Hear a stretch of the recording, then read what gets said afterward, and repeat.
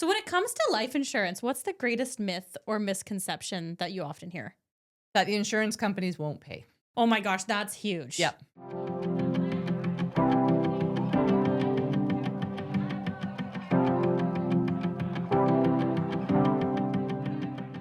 Alrighty, welcome back to Money Talks Life Listens. I'm your co-host, Joanne Cabin, co-founder of Isle Wealth of Raymond James. And again, I'm joined by my co-host extraordinaire, Melissa McGuire. Welcome back, everyone. And today we are talking about everybody's favorite topic, and I really mean it, insurance. We're titling this episode, Insurance Without the Snooze Button. I don't know what we're going to have to do to make people not skip this episode. We're so but clever, let's though. try. Yeah. Yeah, so today we're going to be talking about everything from why insurance gets such a bad rap to the different types of personal insurance, life insurance, disability insurance, critical illness insurance. Does it make sense to get it? Is it just a money grab? We're going to have a really candid conversation between the two of us because this is something we talk about at home all the time with each other, with clients. And we're going to try to make this as painless as possible. So it really is a fun subject. It just has such a bad rap that it can be difficult for people to get through it. For sure. So Melissa, we kind of titled this first section, the fun and relatable intro, to make sure people continue to listen. Yeah. So I thought we would maybe start off by talking about the elephant in the room. Why does insurance often get labeled as boring? I just don't know. I just don't know. I think probably it is sort of the information from the past that gets in the way sometimes because insurance now is not like insurance was. True. Maybe. It could be I think there is a lot of paperwork that goes along with it, but I don't think it's any more paperwork than what we do. I think maybe it's just sort of the technicality of it sometimes and then it just might seem like an add-on, an add-on, an add-on, an add-on. Right. Like if you want to get some life insurance, do you want this rider? Do you want that rider? Do you want this rider? And then it can seem overwhelming. That's what I'm thinking. And maybe the cost seems excessive. I know my husband always says to me, I feel like we're paying more in insurance than we spend on food in a month. My husband said the exact same thing. Yeah, it's like, why? Every month, though, he says it. Yeah. I finally got to the curb now where he's not asking me every month. Maybe once a year we revisit this, but we're there. And I don't know if people just don't like the idea of planning for bad things, right? They don't want to think about that because sometimes that's really hard to think about, right? Of a loved one dying or getting sick. But it is part of the reality. And in our line of work, if we don't have a plan for this important topic, it doesn't matter what we do everywhere else in part of their financial plan. It all goes out the window if someone gets sick or dies. Yeah. So that's why I'm looking forward to today and talking about this because it is important to be aware of so that you know the risks of not getting it. Right. Oh, I agree totally. Because insurance can be quite difficult. It's a fun question to see how would we equate insurance to food, for example. So if insurance were a food, what would it be for you? And I'll say what it would be for me afterward. Okay. And then how can we make it taste better today? Well, I know it jumped out at me right away. I think insurance would be like broccoli because, broccoli is known to be like a super vegetable. I really like the taste of broccoli plain. I love broccoli. I like it plain. I like it steamed. I like the flavor, but my son is like, no. But I do make it taste better by making I was going to say kick butt cheese sauce. And so, I can kind of mask some stuff on top of the broccoli and he'll eat it and then he gets that super food. So I think insurance is kind of like that, right? It's not something that most people or kids put their hand up and say, yes, please give me that over chips. But it's actually what's good for you. Yeah. Mine, well, I know it's good for me, but it's sort of tough to say that it's good for you. But mine is Brussels sprouts. Well, really. Back in the day, Brussels sprouts were the last thing would wind up on my plate. And now it's the first thing I eat. And I'll eat it just plain old steamed. I'll do whatever, but I really appreciate it. And I didn't have that same appreciation before. And that's, I think, it's a good parallel for me for insurance. I really appreciate it. I really value where it is in the plan. I really value how it can be used. And Brussels sprouts are like that for me. That's a really great analogy. Mm. However, I just can't get. I Still can't no-go? get there with the Brussels sprout. I've tried it every which way, and it's just it's a no fly for me. But I appreciate the sentiment. So, okay, if you were thinking about insurance, and we're talking about how we're making it better, right? The vegetables are making them better or to be more palatable or something to that effect, or we're growing our appreciation of our vegetables. If we directly relate that to insurance, what is something that made you finally see insurance differently, like in your own financial life? I'm a big believer in insurance because at the stage of life that we're in, like my family, speaking of my family, if something were to happen to, like, let's say my income, for example, I would not want my son or husband to be put out at all. Like it's already, I would assume that it's already gonna be hard enough not having me there, right? But then to toss, throw in a financial issue, right? Like not being able to maintain our lifestyle. All of a sudden, maybe my son can't go to the same school because we don't have the income, right? We were used to a certain income and now that's missing. Maybe Jonathan's going to need to take some time off or something like that, right? I want them to be able to continue on as if I'm still there and vice versa, right? Like it goes both ways. And just be able to focus on the grieving and moving forward, right? And so for me, when I think about that happening, that's what drives me to get the insurance, is keeping our quality of life and our lifestyle. How about you? For me, it was my kids' education. So we all know I've had a lot of student loans from my time of going to school, and I spent a lot of time paying those off. Right. And I really don't want for my kids to have to start their careers with a bunch of debt. So for me, it was about making sure that if I weren't there, with all of the same reasons that you have, right? But if I weren't there, how could I ensure that they would have their school paid for if they wanted to go? And as soon as I understood that I could add that option to, our overall family plan and make sure that that was something that was, my husband knew was really, really important to me and whatever, as soon as I knew that I could include that, then I was like, oh my gosh, this is awesome. It's a game changer. Yeah. And now, I feel a super sense of relief knowing, and it's going to be different as, we age, because one of my kids is in university now. The other one will be getting there soon. It'll be different and that need will be different. But for now, even to this day, I am comfortable and I feel great knowing that if something happened to me, not only have we taken care of the rest of the family, but I know if they're going to continue with university, that they're going to be okay to do it. And then the rest of their life doesn't start with a mountain of debt.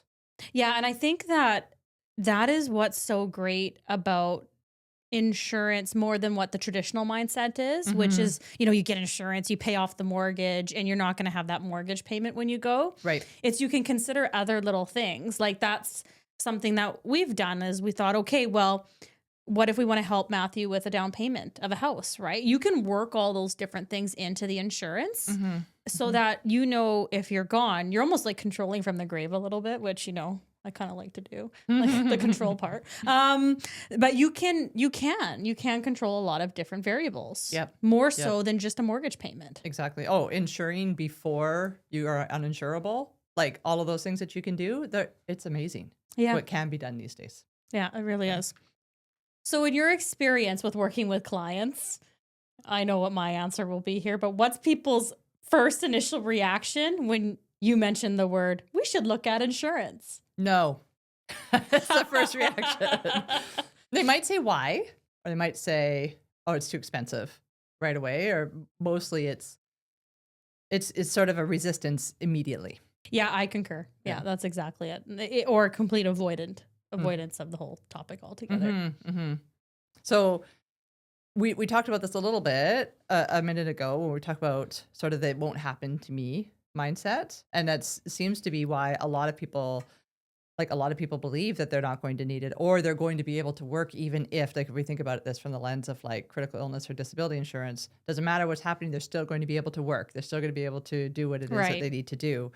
So what do you think drives the "it won't happen to me" or "I'll always be able to do it" mindset? I think people just don't want to think about the negative things, right? They just don't want to talk about the potential of that happening. And actually, a weird stat is Actually, 1 in 3 people will be disabled by the time they're 65. There's actually 3 of us in the room right now. We have our wonderful producer, Clinton, here.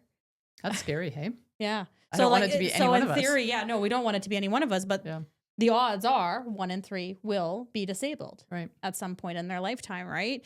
And so just looking at the stats there, we know it's higher than what people think. Mm-hmm. So I think it's one of those things where people just don't want to throw money away, Yeah. right? Yeah. Which is fair. It's fair because if you're the other 2 that don't use it, you've paid all this money all those years Mm-hmm.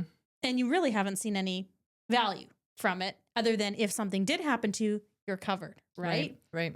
So it's just maybe shifting the mindset from throwing the money away, like actually seeing it leave your bank account, to reframing that and thinking, wow, I know that if something happens to me, my family is looked after Right. or whatever it may be. I always say you get insurance because you love someone or you owe someone. Mm. Then it's usually because you either are in debt and you need to cover that, Right. or you want to make sure that the people that you leave behind who depend on you are looked after. Right. In terms of, so my thought on, I agree with you in that people don't want to ever talk about sort of the bad things, but I think mortality freaks people out. It's a really tough thing to grieve somebody. Yeah. And it's a really tough thing, I think, for us to think that we might be putting somebody else in that position. And I think that it's hard, right? It's the worst thing ever. And I think that nobody wants to think that somebody else will feel that type of pain. And so they just don't want to consider it, don't want to move through it, don't even want to have that conversation. And I think culturally, some cultures just don't even have that conversation. Well, it's like me. Like I'm a big believer in putting it out there to the world. If you talk about it, you might make it happen, right? And, Right. And whether or not that's the right way of thinking, I guess there is no right way. It's just that could prevent people from wanting to engage in that conversation. Right. But I guess if you talk about it, and then you plan for it, then if it did happen, everything would be okay for everybody else. Exactly. Oh, you put your financial planner hat on there. Have you actually ever seen someone who didn't have insurance have something happen and actually see how that changed their whole financial picture? Well, I see that's the tough thing about what we do, right? Yeah, absolutely. I've seen that. Yeah. I've seen it where people do have the insurance and I've seen the relief that can come, Yes. right? That's incredible. But when we have to say, no, they did not have insurance, and watch people's faces fall and see like just the change that is coming down the pipe for those people, it's hard to see, it's hard to watch. And yes, we have seen it, and we've seen people, manage to pick it up and move it and get things together and make a plan still, but it's a little bit more difficult, right? And it's sort of a difficult question to answer because absolutely we've seen it, and every time it's hard. Mm-hmm. And I've seen it on the other side too, as have you. Is we actually had a client not too long ago who actually didn't know that they had insurance. They forgot that they had a disability insurance policy that they took out many years ago. And because we keep really detailed records of that, and it was actually something that we didn't hold, but it was held through a different institution. And, they ended up having a surgery and they were disabled for a period of time from work, and they ended up getting their mortgage payments covered. And so what a great news story to be able to say, hey, you're not going to, have to sacrifice your eating or your different spending habits while you're recovering. I had a very similar situation right when I was starting in this industry.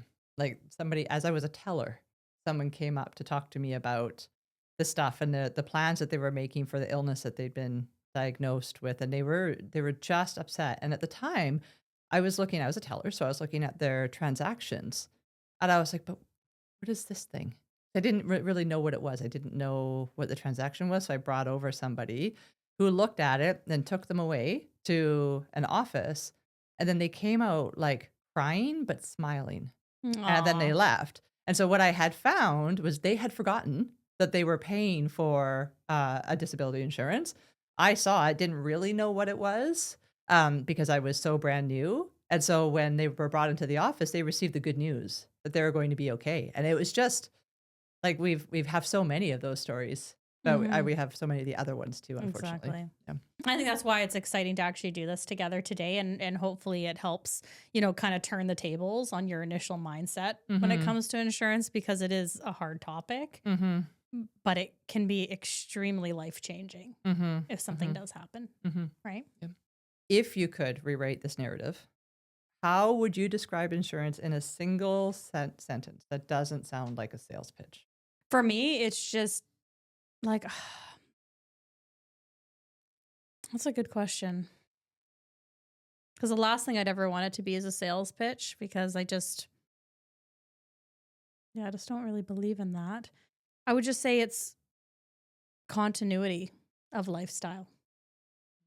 And continuity of lifestyle and peace of mind.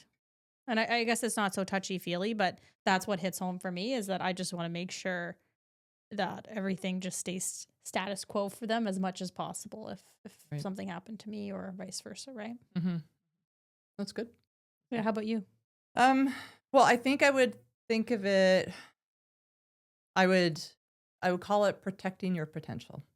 Oh, I love Whether it's that. protecting your potential to be Yeah. able to earn income and do all that sort of stuff while you're living, or if it's protecting the potential of your family if you're not living. So, like if we think about my kids going to school, they're the potential there is their ability to be able to take advantage of something that's very, very expensive. So it's not necessarily my ability to earn income or anything to that effect now, but it is.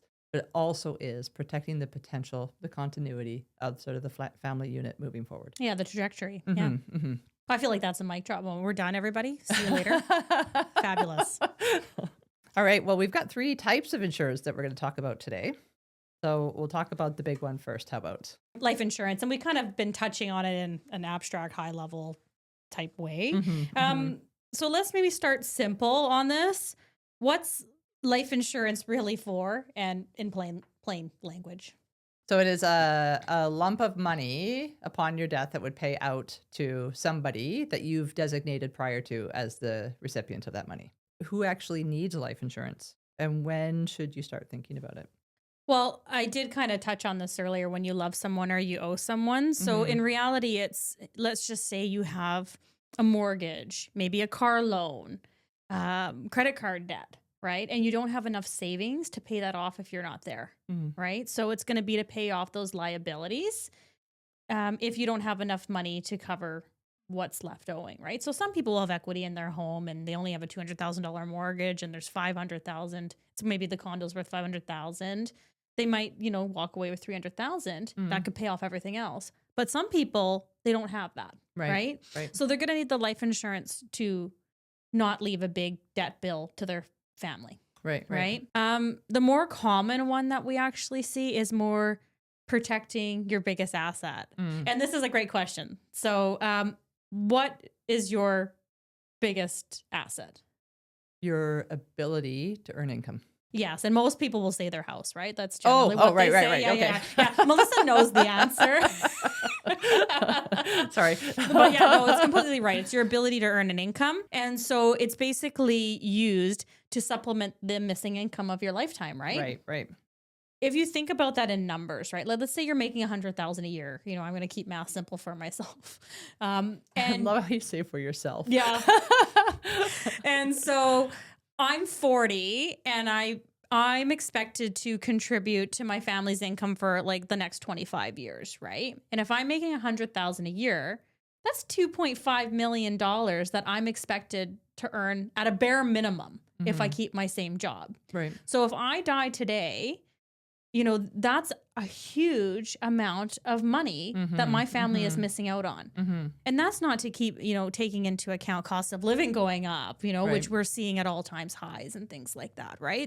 Just to put it into context, it would be so much better for our families, potentially, like depending on the situation, to have that influx of cash to kind of cover that missing income. Mm-hmm. Mm-hmm. So when do you think people should start thinking about it? start thinking about having insurance? Oh, that's a great question. Mhm. The sooner the better, right? As you age, it can become more costly, right? And if you have different, depending on your health and things like that, it can get more expensive Right. if you have any pre-existing conditions and things like that. So the younger, the better. It's going to be cheaper for you, Mm-hmm. right? Okay. I agree. Yeah. And then I was going to ask you, so when it comes to life insurance, what's the greatest myth or misconception that you often hear? That the insurance companies won't pay. Oh my gosh, that's huge. Yeah. I don't know. There's always some folklore or myths out there that, the insurance companies actively work to not pay the policies that people have purchased. So that's a huge thing we hear all the time. Will they actually pay? Or I heard about this person who knew this person who knew this person that didn't get paid because they did this, or this happened to them with their, whatever policy Mm-hmm. they're working on. So that to me seems to be the biggest myth or misconception that I hear. Right. And they do as long as, there are, of course, you can't misrepresent yourself. You can't, Mhm. you have to sort of, you know, be like who you are on paper. They generally pay. What is it like? There was one. There's one that where if you're committing a crime while you die, that they're Yeah. not going to pay. Yeah. But I think that's why they do so much underwriting, is what we Mhm. call it, is the big questionnaire that people are always, that doing the paperwork, as you mentioned earlier on, Yeah. sometimes can be a little daunting because a lot of people don't necessarily want to share all that history about themselves. Exactly. And their families. Exactly. But that's the key to making sure that you get that payout. Yeah. Yeah. And that's why we ask over and over again, like right from the beginning. And then you have the underwriting questions. And then maybe you get the policy. And then we ask you again if anything has changed or if you've had Right. any other appointments. Like we ask all the time to make sure that the policy is as true as it can be Mhm. to your current, like your medical situation, so that we don't wind up having those difficult circumstances later. I feel like I should talk a little bit about creditors insurance with this because we're talking about underwriting and how the biggest myth is that insurance doesn't pay. Right. Often where that myth has come from is from the creditors insurance Yeah. because traditionally they didn't do all that underwriting. Like when you go to the bank and they're like, we're going to just throw on, you pay this extra premium. You'll answer like 3 to 5 questions. Have you done this, this, or this? And a lot of times people won't even realize that maybe that test they did fell under one of these categories, right? Yeah, Under that yeah. questionnaire box. Mhm. And, they actually didn't do formal underwriting. Right. But even then, a lot of the times it does pay. And I think that one of the things, so way back in the day when I was a lender, like the big difference is that it's going to pay, if it's going to pay, it will pay on the balance of what's owing, Yeah, that's not huge. what you started with. It's a declining Right? value. Yeah. So that could be very tricky. And we'd be like, yeah, absolutely. I have insurance. Oh, guess what? I did have $500,000 worth of insurance, but it's only 97,000 now because that's what's left owing on my mortgage. And maybe that was explained at the beginning when you signed all the paperwork, but it's a long time ago. It's all the math. It's all the stuff. It's overwhelming at the time of the appointment. So that can get lost or forgotten. Yeah, and you think about it, you're paying that same premium the whole ride through, but your value is declining of Yeah. what you're actually going to get if something happens. Yeah. And there's because of that underwriting, there can be a time and place for that type of insurance. Maybe that's the only type somebody can get. Right. Exactly. And so we just know that and we move on with it. Exactly. Yeah, Yeah. that's great. Okay. So this one's a fun question. You often call insurance a love letter to your Mhm. family's future. What do you mean by that? I think we sort of touched on this, Yeah. but so a little bit more clarity would be super. I feel like it's just setting them up for success in the future if you're not there, right? It's kind of the greatest gift that you can leave as a legacy if you can't physically be there to do the things, Mhm. right? You can give your family the gift of time, for example. Like I couldn't imagine if my spouse passed away today, just waking up in the morning and coming to work as if nothing happened, right? Right, Like I'm going to right. need some time Mm-hmm. to, figure out my new reality to help my son get through what just went on, right? It's Right. just not going to be something where I can turn the key and go. Right. So I think giving the gift of time via not having financial strain Mm-hmm. is like one of the greatest love letters. And then there's things that you and I do at work that we also call a love letter in ways of more than financial that we've also done. But maybe you want to Mhm. touch on that of, from an estate planning side of things. It kind of goes hand in hand, I guess. I think so. I think it's about the clarity that's offered. So Mm-hmm. when we talk about those things outside of planning, we talk about estate documents like your wills, your power of attorney, representation agreements, those sorts of things. And there we do consider them to be a love letter because we are offering to our families, our executors, our power of attorneys, we are offering them like an understanding of how we want things to go.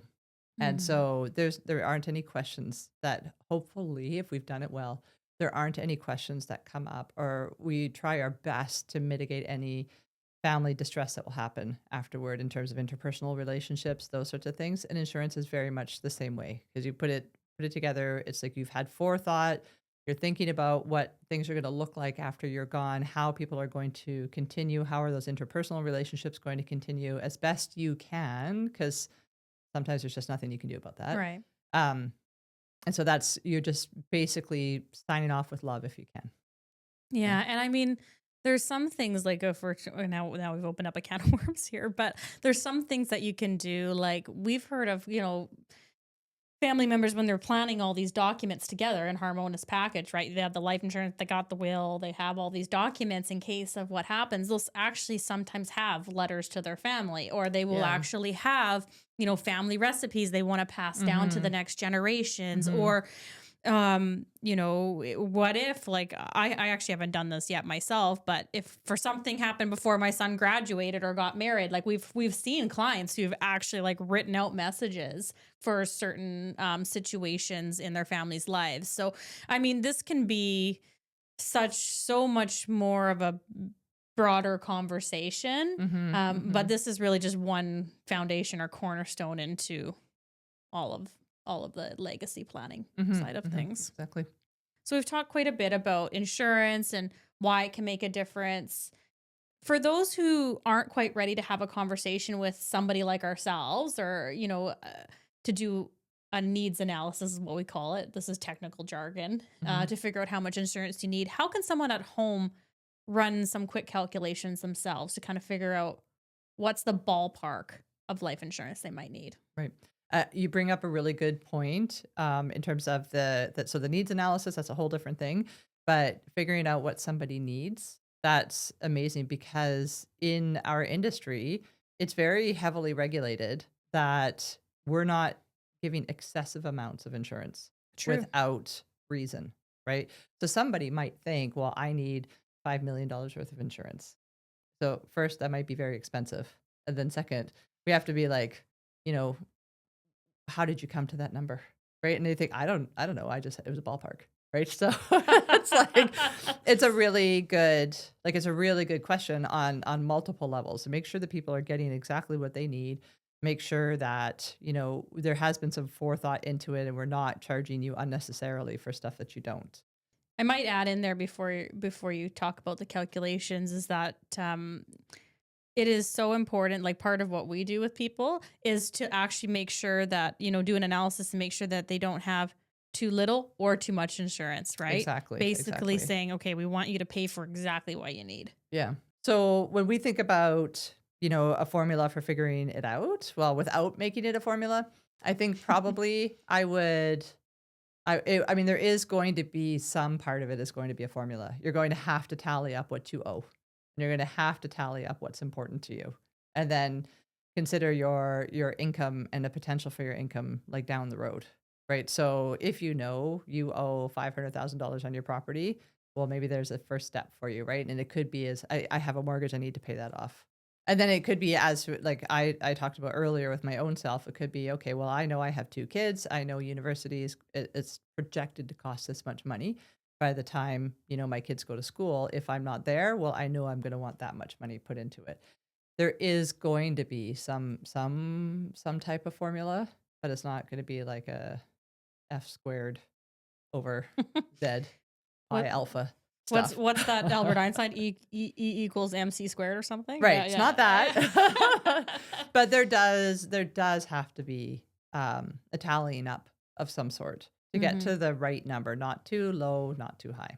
And some things I might want to add.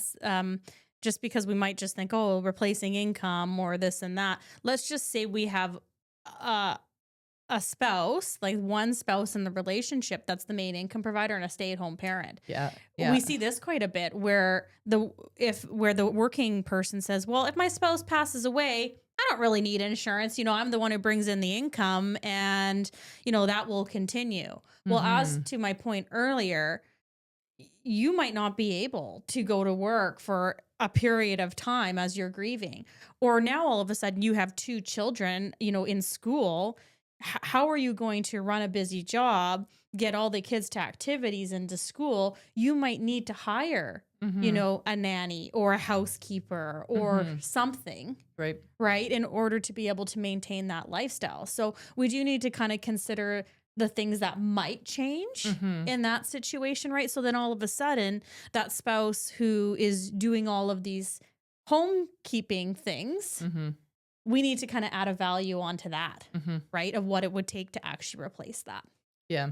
And that's always an interesting conversation to have because they're tough values for sometimes for people to see. Right. And so when we can break it down to, let's say we have to hire a nanny because you've got to have the kids driven around. Well, then that sort of, it changes the dynamic really quickly in terms of, oh, wait a second, there is actually this cost I never thought of that starts getting rolled into it. But it's not, I feel like we are sort of saying that, okay, well, it's going to get a little bit scarier and scarier and scarier because we're adding in all of these costs and all these things that come up, and it's really not that bad. It's just, it's important for each individual and each family to acknowledge what costs and what potential isn't going to be there, right? Exactly. If you aren't. So I think that's sort of the message I want to get across. These are the questions that we ask. It doesn't mean we're just having a running up till like ticker tape in the background. Just to get you thinking, right? Because we don't want to miss something. Exactly. Right? Exactly.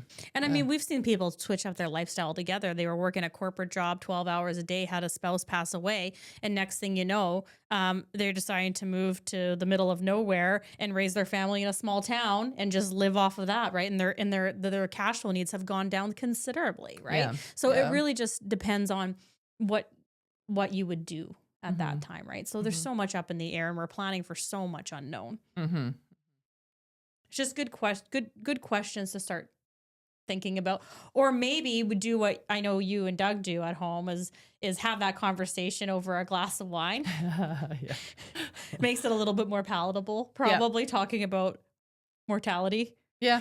It makes it easier for us to, well, I mean, we talk about that stuff all the time just because, that's what I do for work. But it makes it clearer, I think. Makes it clearer in terms of, where we're at emotionally for all those things too. Because a lot of this can be emotionally driven. A lot of it can be analytically driven. So if we're like, interesting. My husband and I put us together and we know who's going to be the analytical one and who's going to be the emotional one. So who is it? Can I ask? Well, they're probably both me. So, but we put it together and have regular conversations so they're easier and easier as we go through. Yeah, that's great. Well, thank you so much for listening to our episode on insurance without the snooze button. We hope you are all still awake.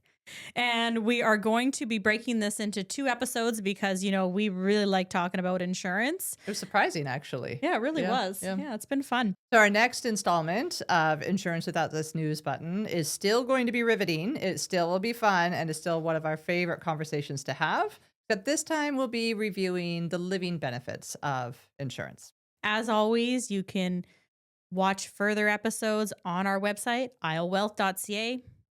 Follow us on Spotify or subscribe on YouTube. Until next time. Thanks so much for watching. Bye for now.